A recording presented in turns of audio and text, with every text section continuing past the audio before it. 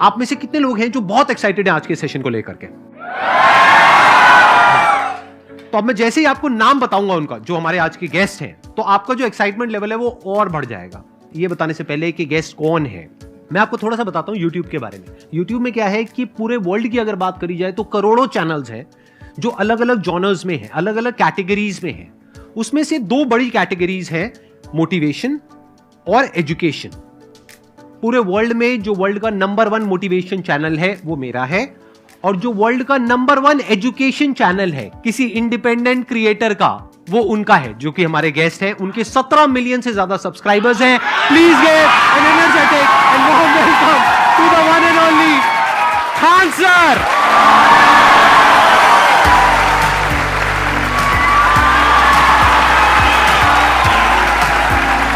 क्या हाल चाल जी, कैसे हैं आप?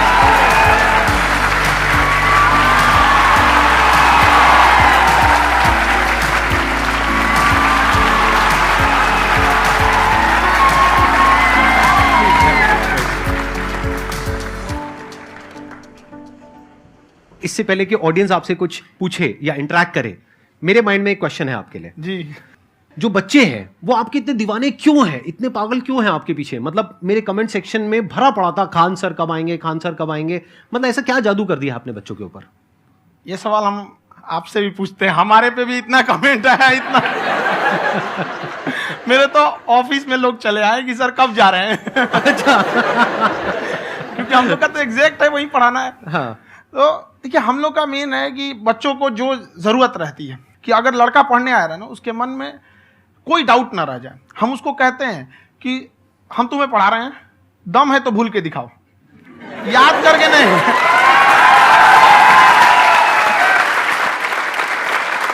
प्लस आप जिस प्राइस पॉइंट पे पढ़ा रहे हैं, आई थिंक वो सबसे कम है, वो बहुत ही कम है। सर ये जो फीस का कल्चर है, ये हमारा इंडियन कल्चर नहीं है। हमारा इंडियन कल्चर गुरु दक्षिणा है, उस हिसाब से वो सही है। ऑक्सीजन जैसे जिंदगी के लिए जरूरी है, वैसे एजुकेशन जरूरी है। कोई ये नहीं कह सकता है कि पैसे की वजह से वो खान सर के यहां से लौट गया। क्या बात है।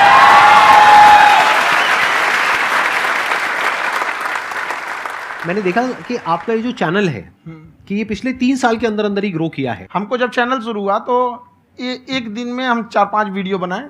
एक हमको कुछ आता, आज भी नहीं आता इतना, तो हम देख के कैमरा उमरा तो हम कंफ्यूज हो गए, बाप रे। तो हम एक ही दिन में वीडियो शूट किया, पढ़ाने वाला टॉपिक था हमको। उसके बाद कभी वीडियो नहीं, 6-7 वीडियो एक ही बार शूट कर लिए।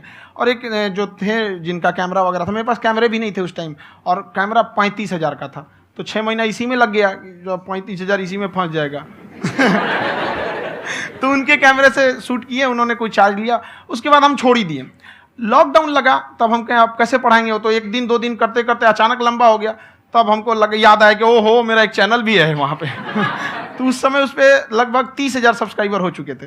तो जैसे लॉकडाउन लगा तो उस पर पढ़ाना चालू किया, और पता नहीं क्या लोगों को पढ़ाई में इतना इंटरेस्ट आ गया कि आपका स्टाइल ऐसा है थोड़ा सा, आप आई थिंक पढ़ाई के साथ साथ में जो बीच बीच में आप थोड़ा बहुत छोड़ते रहते हैं ना, मतलब जो एंटरटेनमेंट चलता रहता है। ये बात हम देखिए, जब हम गुलाम थे ना, तो अंग्रेजों ने एक चाल चला था कि भारत को हम फिजिकली गुलाम रखेंगे 100-200 साल, मेंटली 1000 साल कर देंगे। उन्होंने पढ़ाई का मॉडल चेंज कर दिया। उन्होंने ऐसा डिजाइन किया कि ये टीचर की रिस्पॉन्सिबिलिटी है, वो पढ़ा के चला जाए। टीचर की रिस्पॉन्सिबिलिटी यहाँ खत्म नहीं हो जाती है। पढ़ाना तो कोई भी पढ़ा सकता है, टीचर की इससे बड़ी रिस्पॉन्सिबिलिटी होती है उसे समझाना। वो समझा कि नहीं समझा। अगर लड़का आपके समझाने के बाद डाउट रह गया तो ये आपकी गलती है। लड़का हमसे पूछता है सर इतनी भीड़ है आपके पास, तो कहते सर डाउट कैसे पूछेंगे? हम कह रहे यार तुम्हारा डाउट बचेगा तब ना पूछेगा तुम डाउट यहाँ पर।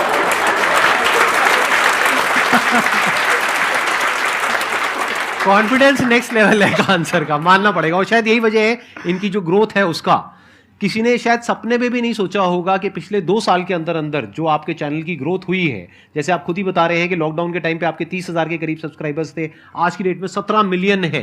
और मेरा एक क्वेश्चन और है, इससे पहले कि ऑडियंस में से आपसे कोई क्वेश्चन पूछे, कि कई बार आप ऐसे भी टॉपिक्स टच करते हैं जो थोड़े से कंट्रोवर्शियल हैं या थोड़े से सेंसिटिव हैं, जिसके ऊपर बात करने की हिम्मत आई थिंक बहुत ही कम लोगों में है। तो आपको कभी ये नहीं लगता है कि कहीं ज्यादा तो नहीं हो रहा है, इसको थोड़ा रोक देते हैं, थोड़ा कम कर देते हैं? क्योंकि कोई लाइन ही नहीं है वैसे तो बोलने को, तो आप कुछ भी बोल दो, कितना भी बोल दो। हुई है कंट्रोवर्सी बहुत बार। एक्चुअली बचपन से हमको फौज में जाना था, और फौज वालों के लिए ये सब मायने नहीं रखता। उसको करना है मतलब करना है, तुम सामने कुछ भी रहो, डजंट मैटर।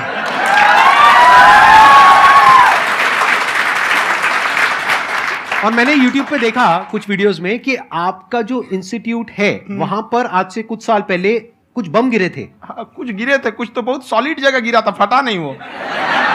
मतलब आपके आसपास? हाँ, बम को भी पता है कि टीचर की इज्जत किया जाता है। क्या बात है, क्या बात है। मैं समझ पा रहा हूं कि ये आपके अंदर जो एटीट्यूड है ये कहां से आ रहा है, क्योंकि आप बचपन से ही फौज में जाना चाहते थे, तो आप जंग के मैदान में ही खड़े हैं एक तरीके से। बस फर्क ये है कि आपके हाथ में कलम है, हथियार ना हो करके। हथियार से एक आदमी की जान जा सकती है, हाँ। कलम से बहुत ताकत होता है। शिक्षा एक ऐसा हथियार है ना, हर कुरीतियों से लड़ सकता है, हर तरह की समस्याओं से। और ये एक ऐसा हथियार है, मेटल डिटेक्टर में भी नहीं पकड़ाता है।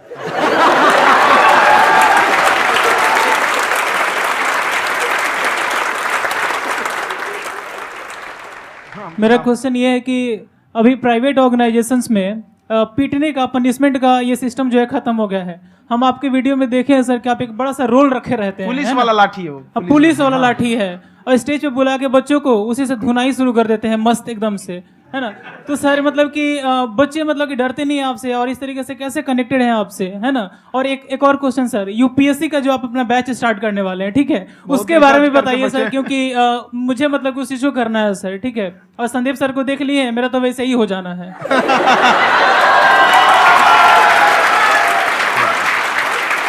क्या हो जाना है? मेरा पूरा कंप्लीट करो। I'll be an IAS officer next year because I have seen you, sir. My day is like complete, sir. All the best. Thank you so much, sir. Thank you. पूरा बोला करो। हाँ। Thank you. देखिए, लड़कों को जहां तक पीटने की बात है, जब पढ़ाने की बात आएगी तो उसको हम पूरे बेहतरीन ढंग से पढ़ाएंगे। लेकिन जब सजा देने की बात आएगी ना, तो वो भी बेहतरीन ढंग से होगा। ऐसा थोड़ी होगा कि बस एक ही चीज बेहतरीन ढंग से होगा। और डर का होना बहुत जरूरी है। ये डर भी अपने आप में एक मोटिवेशन है, क्योंकि जब आपके अंदर एक थोड़ा सा डर रहे ना, तो डर के भागिए मत। एक ऐसा डर जिसको आप लगे कि नहीं नहीं थोड़ा सा और करने की जरूरत है, फिर तो ये हम इसको क्रॉस कर जाएंगे यहाँ पर। तो लड़कों के अंदर ये डर बनाना भी जरूरी रहता है। और रही बात यूपीएससी वाले की, जो आपने बोला, बहुत सारे लड़के वेट कर रहे हैं यूपीएससी की, क्योंकि 2-2.5 लाख फीस सारे लोग एफोर्ड नहीं कर सकते। और हमारा वही रहता है, हम तो ज्यादातर हमारे स्टूडेंट देखेंगे तो किसी के रिक्शा वाला, सब्जी वाला, यही लोग, इनको तो 2.5 लाख रुपया, इनके पास पूरी संपत्ति नहीं होती है, फीस कहाँ से भरेंगे वहां पे, उसके बाद रहेंगे कहाँ से। तो ऑल ओवर इंडिया से, कश्मीर से कन्याकुमारी तक, गरीब से गरीब भी लड़का उसको पढ़ सकता है। यही कुछ 1000 रुपये मंथली, 12-14 हजार साल का पड़ेगा, खत्म हो जाएगा इतना में।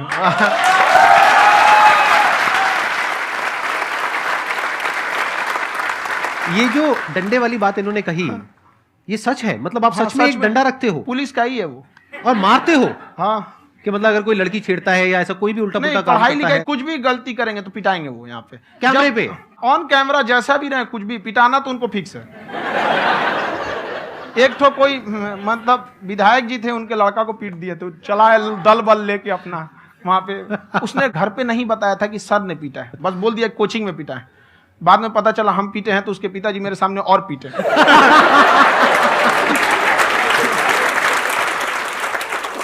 सर आपका सबसे बड़ा डर क्या है आप दोनों का? फौजी को डरे नहीं लगता है, बाकी अफसर से पूछिए। आज के सेशन से पहले कोई डर नहीं था, लेकिन अब मुझे इनकी डंडे वाली कहानियां सुन करके डर लग रहा है कि कहीं मैंने गलती से कुछ बोल दिया अरे ऐसा और नहीं, इन्होंने कहीं पीछे कुछ रखा हुआ है और यहीं आ करके अगर इन्होंने मेरी पिटाई कर दी तो बहुत बुरा हो जाएगा। तो इसलिए हमको थोड़ा डर लग रहा है।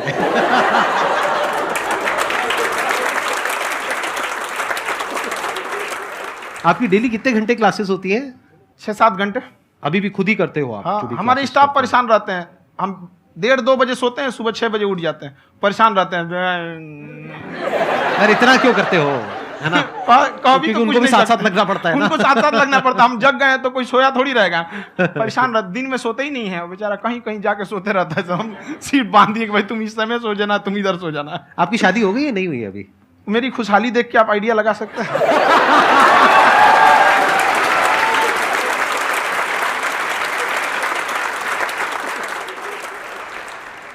First of all I would like to say sir thank you so much to you and to your team कि आपने मुझे यहाँ आने का मौका दिया। एंड सर अब तक मैंने आपको सिर्फ फ़ोन या लैपटॉप में ही देखा है दोनों को, आज फर्स्ट टाइम लाइव देख रही हूँ तो बहुत अच्छा लग रहा है। तो मेरा क्वेश्चन ये है सर आपसे, जब हम लाइफ में कोई डिसीज़न लेते हैं कि हमें ये पर्टिकुलर चीज़ करनी है और क्योंकि हम डिसीज़न लेते हैं तो हमारी आदत है कि पहले हम 4 लोगों से पूछते हैं कि तू बता तेरी क्या राय है, तू बता तेरी क्या राय है। तो उनमें से अगर कोई हमें कह देता है कि ये बेकार डिसीज़न है मत कर, तो हमारा माइंड कहीं ना कहीं डाइवर्ट होने लगता है और उसकी वजह से हम अपना डिसीज़न चेंज कर देते हैं। तो मेरा क्वेश्चन ये है कि कैसे हम अपने डिसीज़न पे स्टिक रहे, कैसे हम जो दूसरे के ओपिनियन है उनको अफेक्ट ना होने दें अपने ऊपर। दूसरे से सलाह लेने से पहले एक बार खुद उस पर रिसर्च कर लेना चाहिए, ताकि आप सामने वाला क्या सलाह दे रहा है आपको समझ में आना चाहिए। यहाँ पर ऐसा नहीं है कि कई बार ऐसे होते हैं कि दूसरे वाले को एक्सपीरियंस होता है, तो अगर आपको पहले से आइडिया है, उसके बारे में आप बेहतरीन ढंग से रिसर्च किए हैं कि क्या इसमें प्लस पॉइंट है क्या निगेटिव है, उसके बाद आप किसी से सलाह लेने जाइए। ये नहीं कि मन में सीधा बता गड़बड़ा जाएगा। तो वहाँ पे पहले आपको R&D करना पड़ता है, समझ में आया कि नहीं। और जिंदगी हो या गाड़ी, जीतेगा वही जो टाइम पे गियर चेंज कर रहा है। तो डिसीजन चेंज करना बहुत ज़्यादा गलत नहीं है। इन्होंने बहुत अच्छी बात कही है और मैं इसी बात में थोड़ा सा और ऐड ऑन करूंगा कि ये जो आपने कहा ना कि अपने डिसीजन पे स्टिक कैसे रहें, ये कोई अच्छी क्वालिटी नहीं है, क्योंकि टाइम टू टाइम आपको अपने डिसीजंस को चेंज करना होता है। जैसे आपने 4 लोगों से डिस्कस किया, कोई इंसान कुछ पॉजिटिव बोल रहा है, कोई नेगेटिव बोल रहा है, उससे फर्क नहीं पड़ना चाहिए। डिपेंड ये करता है कि वो जो बोल रहा है उसका बेसिस क्या है। क्या वो किसी नॉलेज या एक्सपीरियंस के बेस पे बोल रहा है या ऐसे ही कुछ भी बोल रहा है? ऐसे ही बोल रहा है तो फिर उसकी बात पे ध्यान क्यों दे रहे हो? अगर किसी नॉलेज या एक्सपीरियंस के बेस पे बोल रहा है, फिर चाहे वो पॉजिटिव बोल रहा है चाहे नेगेटिव बोल रहा है, दोनों ही मायने रखता है। उसके बाद में रिसर्च करनी है और फिर रिसर्च करने के बाद में फाइनल डिसीजन अपना खुद का होना चाहिए। अब वो डिसीजन उससे अलग भी हो सकता है जो आपने पहले लिया था, और वो सेम भी हो सकता है। सर मेरा क्वेश्चन दोनों से है आपसे, how to deal procrastination and laziness. हमारा ब्रेन है ना, ये बहुत आलसी टाइप का, इसको आराम खोजना पसंद है। अब थोड़ा सा भी अब इसको आराम की ओर लेके चले गए ना तो फिर उधर ही रहेगा। आप सोचेंगे 10 मिनट आराम कर लेते हैं ना, तो 10 मिनट 2 घंटा बना देगा। उसको टॉर्चर कीजिए, चल 10 मिनट बाद में। उसको आप उस पर हावी मत, वो कह रहा है कि हमको आराम चाहिए, आपको हाँ आराम मिलेगा, पहले काम फिर मिलेगा आराम। तो आप उसके हिसाब से मत चल। आपका मन कर रहा है थोड़ा सा देख लेते हैं, कोई नोटिफिकेशन आया, आप कोई काम कर रहे हैं, क्यों पहले काम कर लीजिए, बाद में देखिएगा ना नोटिफिकेशन। आप हावी मत होने दीजिए यहाँ पे। अगर आप 5 मिनट भी थोड़ा सा लूज पड़े ना, थोड़ा सा कमर सीधा कर लेते हैं, 2 घंटा बर्बाद कर दिया आपको। हावी मत होने दीजिएगा उसको अपने ऊपर। प्रोक्रेस्टिनेशन को तोड़ने का एक ही तरीका है, सबसे छोटे लेवल पे ले जा करके उस गोल को तोड़ दो। यानी वो गोल बहुत बड़ा है, उसको ब्रेक डाउन करो, उसके सबसे पहले स्टेप पे आ जाओ कि उसको अचीव करने का सबसे पहला स्टेप क्या है। जैसे गाड़ी चलाना सीखना है, उसका सबसे पहला स्टेप क्या है। अगर घर में कोई नहीं है सिखाने वाला या सिखाने वाली, तो बाहर जा करके जो गाड़ी का ड्राइविंग स्कूल है उधर जा करके पैसे दे दो। अब फंस गए ना तो फंसा दो अपने आप को। दिमाग ये लगाओ कि अपने आप को कैसे फंसाया जाए। जब हम फंस जाते हैं ना तो फिर हमको वो काम करना ही पड़ता है। Then there is no looking back. जब तक आप सोच रहे हो तब तक सोच रहे हो, उसको बोलते हैं पैरालिसिस ऑफ एनालिसिस, कि आप सोचते चले जा रहे हो अपने माइंड में, मैं ये करूंगा वो करूंगा वो करूंगा वो करूंगा, और प्रोक्रेस्टिनेट हो रहा है, वो चीज टलती चली जा रही है। तो उसको छोटे से छोटे लेवल पे ब्रेक डाउन करके उसको कर दो, दैट इज नंबर 1। और जैसे ही करना शुरू करते हो, कोशिश करो कि उसको जब तक कि आप सही से नहीं कर लेते हो उसको छोड़ना नहीं है, तो आपकी लेजीनेस भी खत्म हो जाएगी। कई लोगों को तो हमने देखा है, जो सप्ताह में कुछ भी नहीं करता वो भी संडे को आराम कर रहा है।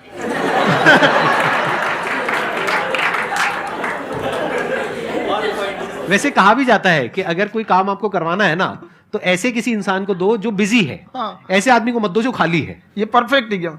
किसी को भी आप देखिएगा जिसको आप कहते हैं कि मतलब थोड़ा ठीक ठाक आप समझते हैं कि नहीं ये बहुत आगे निकल, वो एक काम को खत्म करने के बाद कभी आराम नहीं करेगा। एक काम खत्म हुआ उसको लगेगा हाँ एक खत्म हो गया, अब दूसरा करना चाहिए। और वही जिसको देखिएगा एक खत्म हो गया और आराम करना चाहिए, कभी नहीं, लाइफ में आखिरी सांस तक। सर यहाँ पे सब हिंदी में पूछते हैं, इंग्लिश में पूछते हैं, मैं भोजपुरी में पूछूं? जौन भाषा ठीक लगे तोने में पूछ दो। हाँ सर। सर ये पूछे के चाहते नहीं कि जैसे हमने के पढ़ाई करी नहीं सर, तो कभी कभी डेली टारगेट्स जो होला वो कंप्लीट ना होला। अगर टारगेट्स कंप्लीट भी होला तो फिर ऐसा इरिटेशन या फिर वो एंजाइटी या फिर कि और करना है या फिर अभी नहीं हुआ, वो चीज़ हमेशा रहेला। तो वो कम कैसे करल जाए? देखिए टारगेट्स को ना हम लोग को एक अपने हिसाब से पहले फिट करना चाहिए। ऐसा नहीं कि दूसरे किसी इंसान को देख के हम टारगेट फिट कर ले। कोई लड़का 8 घंटा पढ़ रहा है, कोई पहली बार अभी पढ़ना ही चालू किया, उसको देख के 8 घंटा पढ़ेगा तो पढ़ाइए छोड़ देगा। तो आप अपनी क्षमता के हिसाब से देखिए कि आप कितना पढ़ सकते हैं। अगर आपने एक घंटे को बना लिया कि हम 1 घंटा पढ़ सकते हैं, अगले 1 हफ्ते तक उसको सस्टेन रखिए। जिम में कैसे करते हैं लोग, पहले दिन उठा लीजिएगा 1 कुंटल तो हार्ट अटैक हो जाएगा। तो वो धीरे धीरे टारगेट सेट कीजिए और अपनी क्षमता को भी देखिए। हर इंसान की क्षमता अलग है। कंगारू को देख के हाथी छलांग मारेगा, पैर तोड़ के बैठ जाएगा।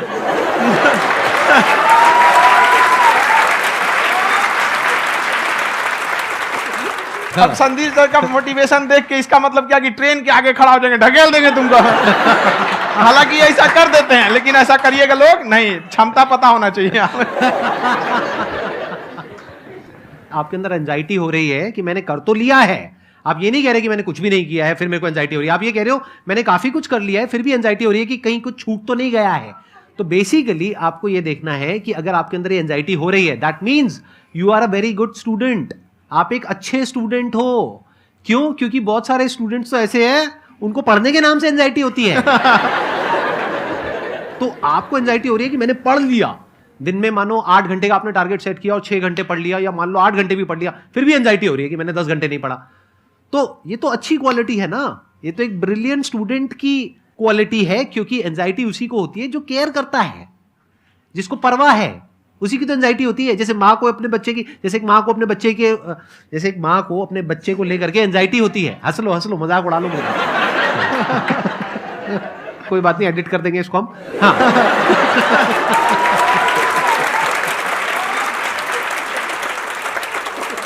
जैसे एक माँ है, उसको अपने बच्चे को लेकर के एंजाइटी होती है, थोड़ी सी भी तबीयत खराब हो जाए उसको एंजाइटी होती है, चाहे बच्चा ठीक भी है, डॉक्टर को नहीं होती है। क्यों? क्योंकि माँ को उस बच्चे से प्यार है। तो दैट मीन्स कि आप अपनी पढ़ाई को लेकर के सीरियस हो, इस वजह से आपके अंदर एंजाइटी हो रही है, विच इज नॉर्मल। जहां पर प्यार मोहब्बत होती है वहां पर थोड़ी बहुत एंजाइटी तो होती ही है ना। समझ रहे हो ना मैं क्या कहना चाह रहा हूं? आप लोग समझ रहे हो ना मैं कहां जा रहा हूं? जब वो किसी और से बात करती है तो एंजाइटी होती है ना।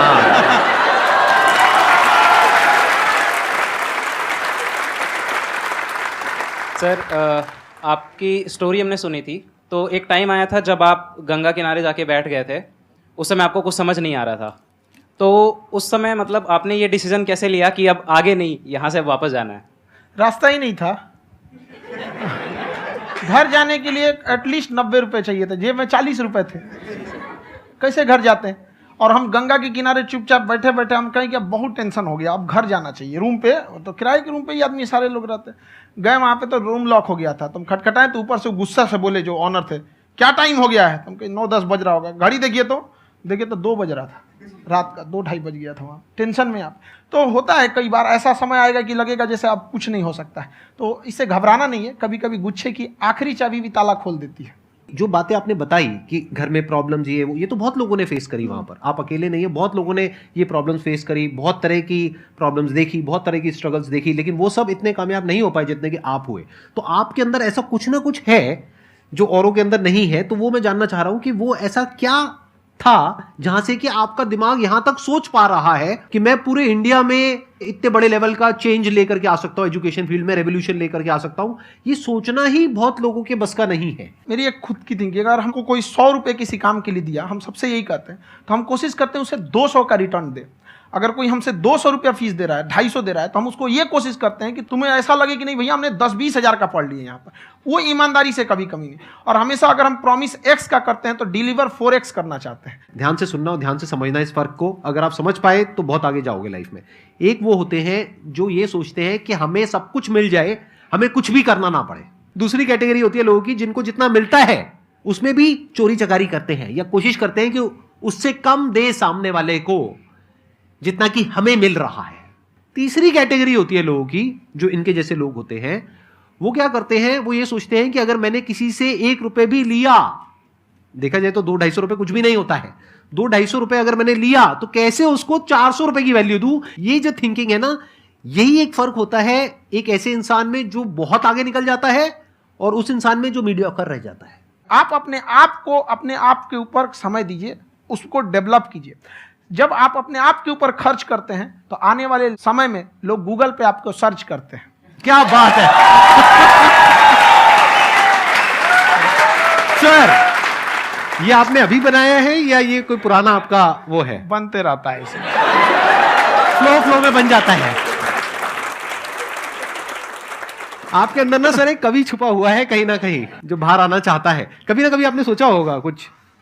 कभी कभी देखिए, एक चीज है, संगत का बहुत अच्छा असर पड़ता है। ये चीज को हमेशा, संगति का मतलब लोग हल्के में ले लेते हैं। संगति का मतलब होता है संग संग गति।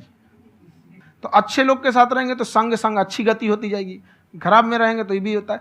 बट अपने आप को थोड़ा सोचना चाहिए कि हम केवल जी के मर जाएं इसके लिए नहीं आए हैं। लोग कहते हैं कि सर नाम क्यों नहीं बताते अपना। हमारी एक ही सोच है कि जाने के बाद इस दुनिया से हमको मतलब एक चीज देना चाहते हैं स्टूडेंट्स को, कि वो याद करें कि इस पैसे की भाग दौड़ की दुनिया में हर कोई दोनों हाथ से लूटने में लगा है, खाली हाथ जाने के लिए ये सबको लगा है। तो हर कोई को ये सोचना चाहिए कि था कोई इंसान जो इतने कम फीस में इतनी शिक्षा जो महंगी थी, जो कमाने का रास्ता था, उसको भी एकदम कंपटीशन इतना कर दिया कि अब लोगों को अपनी फीस बढ़ाने में डर लगता है कि अरे यार, लड़का कमेंट करता है कि खान सर इतना ले रहे हैं, आप बहुत बड़ा टीचर हो गए।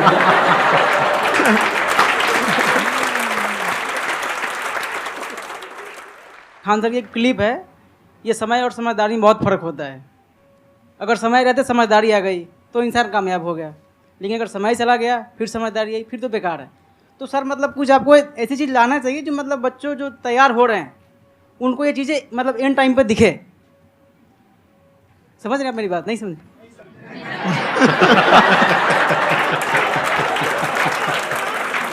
यही होता है सर, सर का मोटिवेशन ज्यादा हो जाता है।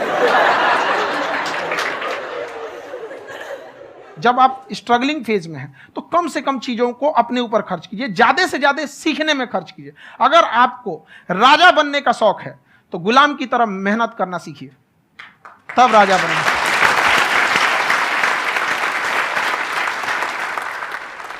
ये दुख, ये दर्द, ये सब तेरे अंदर है।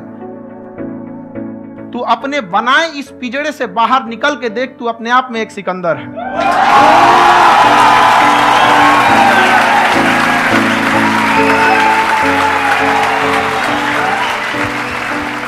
Thank you so much sir for coming. बहुत मजा आया मेरे को आपके साथ में इंटरेक्ट करके। आई एम श्योर आप लोगों को भी बहुत मजा आया होगा।